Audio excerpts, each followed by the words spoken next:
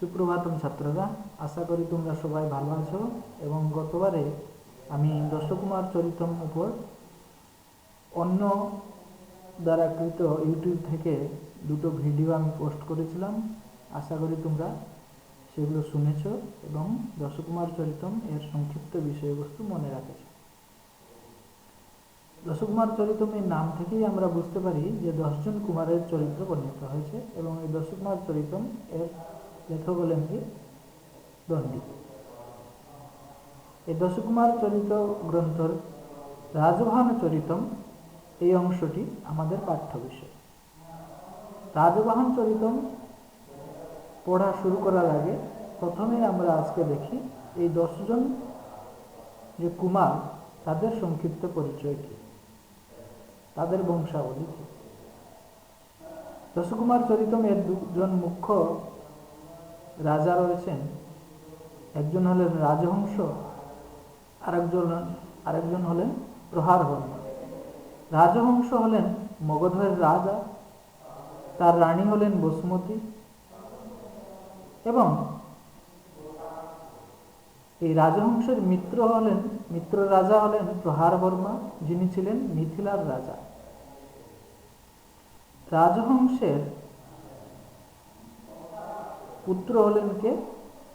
রাজবাহন। মগধের রাজা রাজহংসের পুত্র হলেন কে? রাজবাহন। এবং প্রহারবর্মার দুই পুত্র ছিলেন, একজন অপহারবর্মা আর একজন উপহারবর্মা। একজন অপহারবর্মা আর একজন উপহারবর্মা। তাহলে আমরা এখানে 3 জন রাজকুমারের নাম পেলাম। 1, 2, 3 লেখা আছে। একজন হলেন রাজবাহন, তিনি হলেন রাজহংসের পুত্র। আরেকজন হলেন অপহারবর্মা এবং উপহারবর্মা, এই 2 জন হলেন প্রহারবর্মার পুত্র। এরপরে রাজহংসের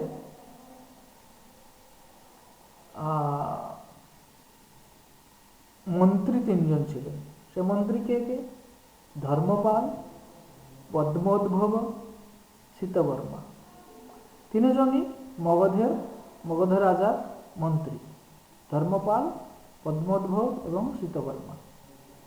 এই ধর্মপালের 3 জন পুত্র ছিলেন সুমন্ত্র, সুমিত্র, কামপাল।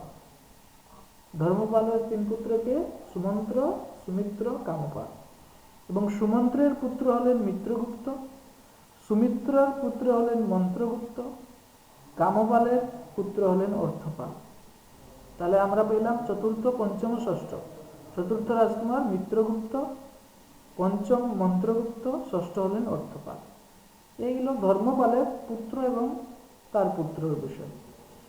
দ্বিতীয় মন্ত্রী ছিলেন পদ্মোদ্ভব, তার 2 পুত্র ছিলেন সুশ্রুত এবং রত্নোদ্ভব। সুশ্রুতের পুত্র বিশ্রুত, রত্নোদ্ভবের পুত্র পুষ্পোদ্ভব।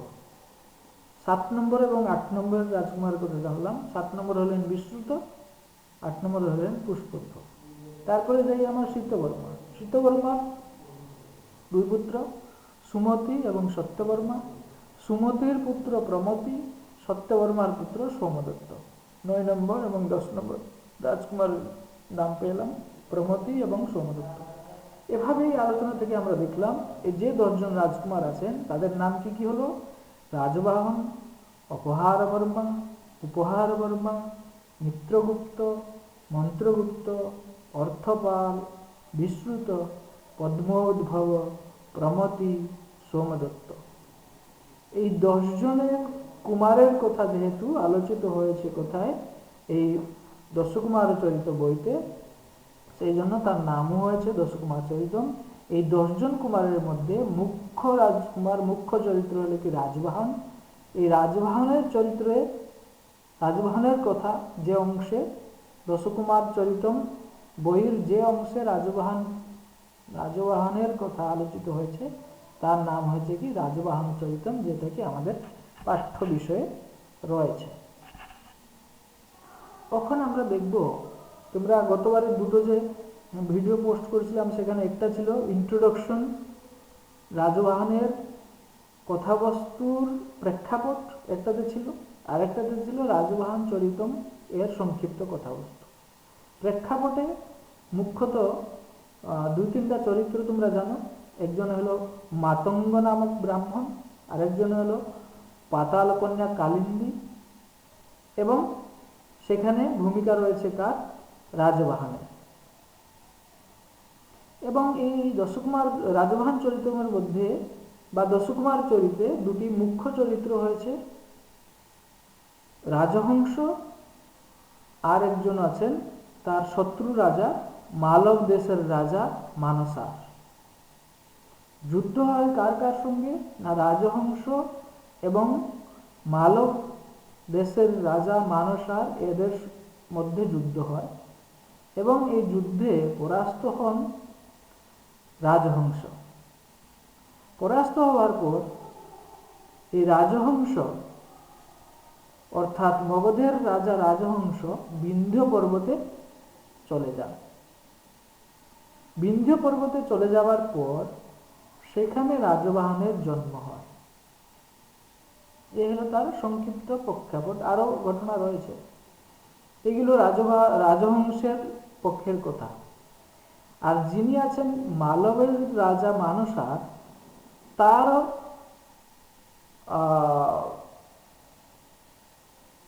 পুত্র এবং কন্যা রয়েছে। পুত্র দুজন, জ্যেষ্ঠ এবং কনিষ্ঠ পুত্র। জ্যেষ্ঠ পুত্রের নাম হলো দর্পসার, কনিষ্ঠের নাম হলো কীর্তিসার, এবং তার কন্যা হলো অবন্ত সুন্দরী। তার কন্যাকে অবন্ত সুন্দরী। এবং আমাদের এই রাজবাহন চরিতম কাহিনী এই সমস্ত চরিত্রগুলোকে নিয়েই এগিয়েছে। তাহলে দুটি পক্ষ আমরা দেখলাম, একটি হলো মিত্রপক্ষ, যেখানে রয়েছেন মগধের রাজা রাজহংস এবং তার মিত্রপক্ষের রাজা প্রহার বর্মা। এই দুইজনের থেকে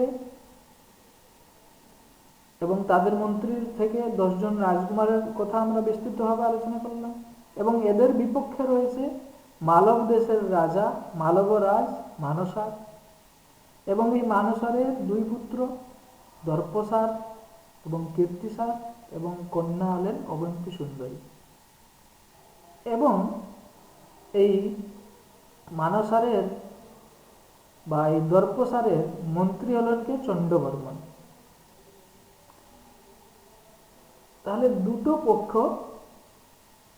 এদের বিষয়বস্তুকে নিয়ে, এদের ঘটনাবলীকে নিয়ে এখানে আলোচিত হয়েছে কি? রাজবাহন চরিত্র। রাজবাহন চরিত্র শুরু করার আগে তার প্রেক্ষাপট আমরা একটু সংক্ষেপে আলোচনা করি। অলরেডি তোমরা শুনেছো এগুলো, সেম কথাকে আমি আবার রিপিট করতেছি যে এই যে রাজবাহন জন্ম হলেন কোথায়? না, যখন রাজহংস এবং মালব রাজার মধ্যে, মালবরাজ মানসারের মধ্যে যুদ্ধ হলো। যুদ্ধে পরাস্ত হলেন রাজহংস। পরাস্ত হওয়ার পর তিনি চলে গেলেন বিন্ধ্য পর্বতে, সেখানে রাজবাহনের জন্ম হয় এবং তাদের মন্ত্রীদেরও যে পুত্ররা রয়েছেন তারাও জন্মগ্রহণ করেন এবং সেখানে এক জায়গায় শয়ন করে থাকেন। এবং তারা সেই 10 জন রাজকুমার দিগ্বিজয় করার জন্য ইচ্ছা করেন, এবং দিগ্বিজয় করার জন্য ইচ্ছা করে সেই রাজকুমাররা বিন্ধ্য অরণ্যে একবারে শয়ন করার সময়ে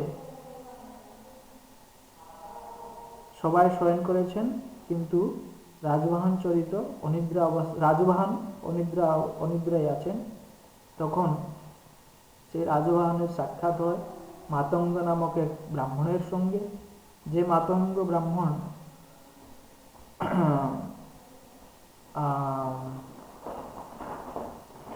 কালিন্দীকে বিবাহ করার জন্য চেষ্টা করেছিল, কিন্তু বিবাহ হচ্ছিল না।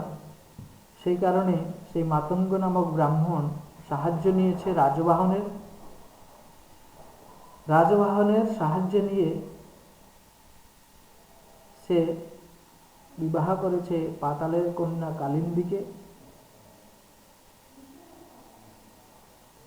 তাদের অর্থাৎ মাতঙ্গ এবং কালিন্দীর বিবাহ সম্পন্ন হয়েছে। এতে প্রসন্ন হয়ে সেই মাতঙ্গ ব্রাহ্মণ রাজবাহনকে একটি মণি দিয়েছে। সেই মণিটির নাম ছিল ক্ষিৎপিপাসা হরমণি।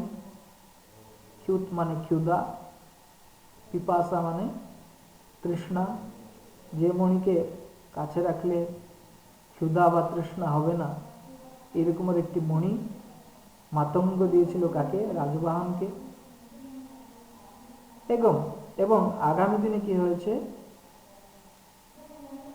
আগামী দিনে অর্থাৎ সেই বিবাহ সম্পন্ন করে মাতঙ্গ থেকে ক্ষুৎপিপাসা হরমণিকে নিয়ে পাতাল থেকে আসার সময়ে, আসার মার্গে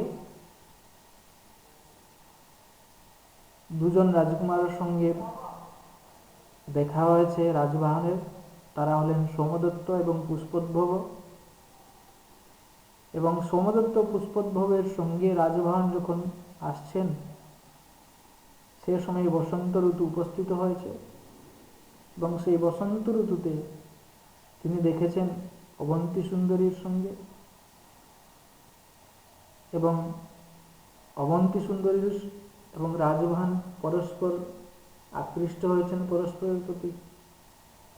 কিন্তু যেহেতু অবন্তী সুন্দরী মগধ রাজার শত্রুরাজ মালব দেশের রাজা মানসারের কন্যা, তাই শত্রু রাজ্যার কন্যার সঙ্গে বিবাহ সম্ভব হচ্ছে না।